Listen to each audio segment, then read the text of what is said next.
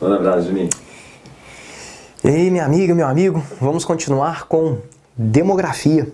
E aqui, agora, um assunto muito importante: transição demográfica. Transição significa mudança demográfica, obviamente, da população. E aqui, a gente verticaliza em transição demográfica do Brasil. Até mesmo porque, se você entender a transição demográfica do Brasil, você entende a transição demográfica de qualquer país. Vamos lá, primeiro, um gráfico. E nesse gráfico nós temos algumas curvas e temos que identificar essas curvas, tá? É um gráfico temporal, começamos na década de 1930 no Brasil e chegamos aqui, ó, na década de 2020, tá? Primeira curva é uma curva verde que indica a taxa de natalidade. Olha só, você não tem que saber calcular taxa de natalidade, você tem que saber ler o dado. E o dado pode aparecer na prova expresso em porcento ou então em por mil. Tá? Portanto, apareceu lá 5%, significa que no universo de 1.000 pessoas nós tivemos uma natalidade de 5. Quando colocamos lá 10 por 1.000, significa que no universo de 1.000 pessoas tivemos uma natalidade de 10 pessoas. Então, você tem que saber ler o dado, não tem que saber construir o dado. Quem te fornece o dado é a prova. Vamos lá, curva verde, taxa de natalidade. Curva roxa, taxa de mortalidade. A leitura é da mesma forma, ou em porcento ou em por mil. Aqui nós temos o número de óbitos em relação a um percentual ou em relação a 1.000 pessoas. Aí vem a primeira grande informação. Natalidade menos mortalidade é igualzinho ao crescimento vegetativo. Só que o crescimento vegetativo tem sido chamado por alguns vestibulares de crescimento natural. Eu particularmente acho até mais fácil, porque naturalmente pessoas nascem, naturalmente pessoas morrem. Então, natalidade menos mortalidade é sim o crescimento natural. Tá aqui para você não esquecer. Natalidade menos mortalidade é o crescimento natural, sinônimo de crescimento vegetativo. Mas aqui, não confunda crescimento natural, também chamado de crescimento vegetativo, com crescimento demográfico. O crescimento demográfico é um pouquinho mais complexo. Como assim um pouquinho mais complexo? É o próprio crescimento natural mais o saldo migratório. Tem um ingrediente a mais aí, que é o saldo migratório. E o saldo migratório, como que eu calculo? O número de entradas, ou seja, o número de imigrantes, menos o número de pessoas que saíram, menos imigrantes. Portanto, eu tenho um saldo migratório. E daí vale a gente fazer uma reflexão sobre a situação do Brasil. Veja bem, o Brasil até a década de 80, que é conhecida como década perdida, foi um país basicamente de entrada de imigrantes. Então, considerando lá início do século XVI, finalzinho do século XV, até 1980, nós temos muito mais entrada do que saída. E isso serve para a gente acabar com um pré-conceito que a gente carrega muitas vezes errado, né? Qual que é o pré-conceito no caso errado? É de achar que o nosso país, o Brasil, é um país de saída. Não é não. Historicamente falando, o Brasil é um país de entrada. Fique atento com esse tipo de questão na prova. Se te pedir um contexto atual, a gente vai analisar. Mas do ponto de vista histórico, o Brasil é um país, obviamente, de entrada. A história de entrada é muito maior do que a história de saída. Portanto, até a década perdida, até o início da década de 80, Brasil, país de entrada de imigrantes. Década perdida, o que vai acontecer? Nós temos uma tendência à saída. Isso ocorre em 80 e também em 90. Eu costumo falar o seguinte, a situação no Brasil começa a melhorar um pouquinho após o lançamento do Plano Real em 94, com o governo Itamar. Né? Até 94, a tendência de 80 até 94, a tendência de saída. Nós temos um período que é conhecido na década de 80, já foi falado de década perdida, a inflação estava descontrolada. Existia um grande caos econômico que foi acompanhado de caos político. Nós temos um período de redemocratização. Normalmente, quando a política vai mal, a economia vai mal também. Nesse contexto, a década de 80 é uma década turbulenta em termos políticos e, claro, em termos econômicos. Inflação descontrolada na década de 80 e no início da década de 90 também bastante descontrolada. Resultado, problemas econômicos, não é isso? Com problemas econômicos, nós teremos uma tendência à saída de pessoas. Então, quando a gente pega aqui, olha, década de 80, década de 90, a tendência é de saída. Voltando nessa história migratória do país, de 2010 até 2014, nós temos um período de entrada de imigrantes no Brasil. E por que entrada de imigrantes no Brasil? Veja, nós temos uma crise econômica mundial iniciada lá em 2008, nos Estados Unidos. A crise que até então era americana torna-se uma crise global. No Brasil, inicialmente, a crise não foi muito intensa. Portanto, o Brasil recebeu vários migrantes, até mesmo porque, neste intervalo de tempo aqui, olha, nós estamos montando toda uma infraestrutura para sediar a Copa do Mundo. Resultado, a construção civil estava bastante aquecida.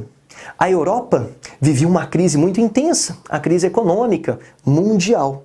Muitos migrantes de origem europeia vieram para o Brasil neste contexto aqui, olha. Destacam-se, por exemplo, os espanhóis, os portugueses, que chegaram no Brasil, portanto, entrada de mão de obra qualificada.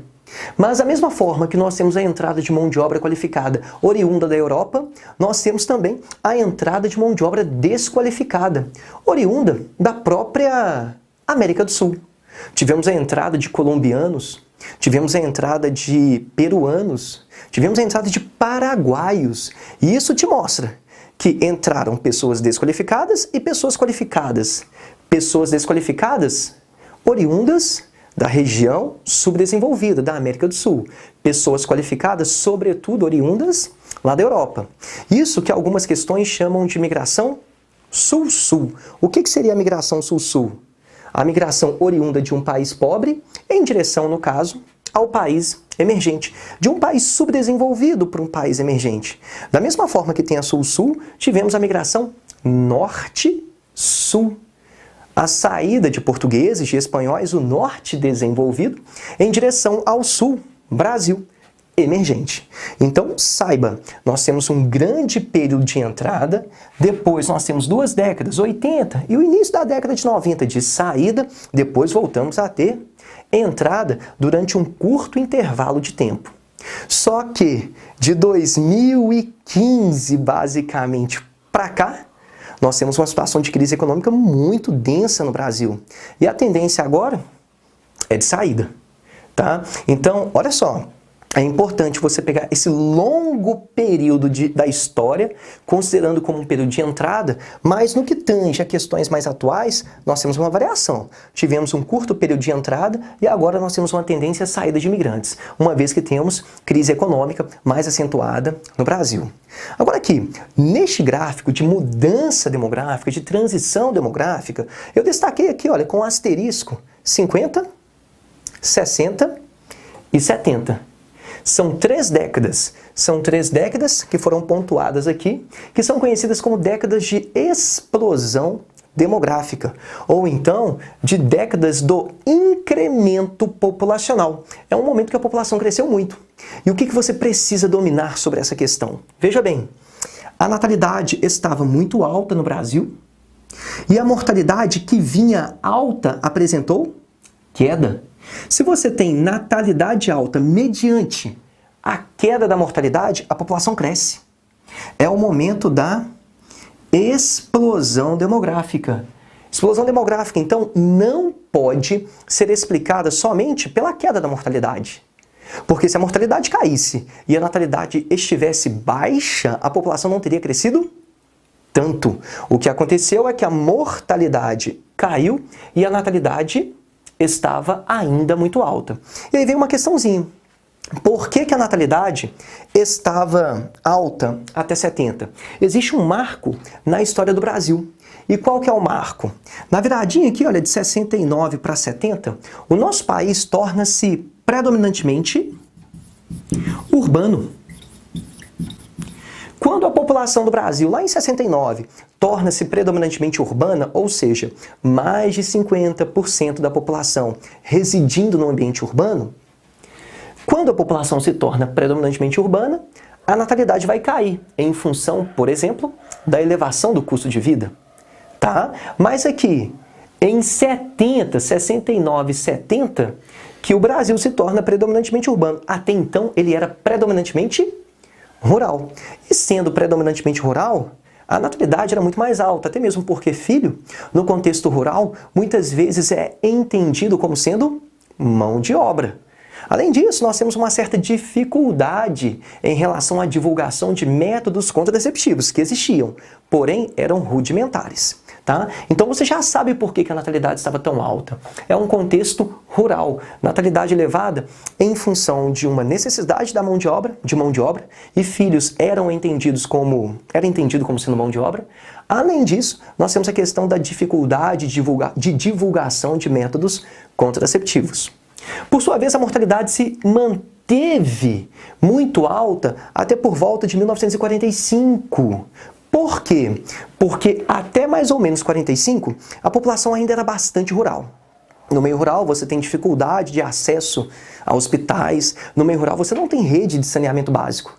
Doenças relativamente simples dizimavam a população brasileira. Mas à medida que a população começa a caminhar para o meio urbano, em função de um crescimento industrial com Vargas, depois de um crescimento industrial com JK, à medida que você tem a migração do meio rural para o meio urbano, a mortalidade vai caindo. Lembre-se, primeiro a mortalidade cai. Você tem que entender basicamente isso daqui, olha, é muito mais fácil uma pessoa utilizar um medicamento que vai sanar alguma dor, que vai resultar em um melhoramento da sua saúde, em uma melhora, da sua saúde, do que uma pessoa utilizar um método contraceptivo. Eu costumo falar o seguinte, muitas pessoas deixam o meio rural, mas o meio rural não deixa a pessoa. Ela chega no meio urbano e começa a ter acesso a medicamentos que vão prolongar a sua vida, mas não vão utilizar métodos contraceptivos que vão reduzir a natalidade. Portanto, a mortalidade cai primeiro, para depois a natalidade cair. E se a mortalidade cai primeiro, a população, entre aspas, explode. Cresce muito, porque a natalidade é alta. Mediante a queda da mortalidade, nós vamos ter, sim, crescimento da população. Neste primeiro momento, nesta aula, a gente fica por aqui. E você tem que dominar a explosão demográfica, que é o momento que a população cresce, saber por que ela cresceu, natalidade alta mediante queda da mortalidade, tá? E saber que do ponto de vista migratório, o Brasil é sim um país de entrada, quando consideramos a história do nosso país. É isso aí, daqui a pouco tem mais.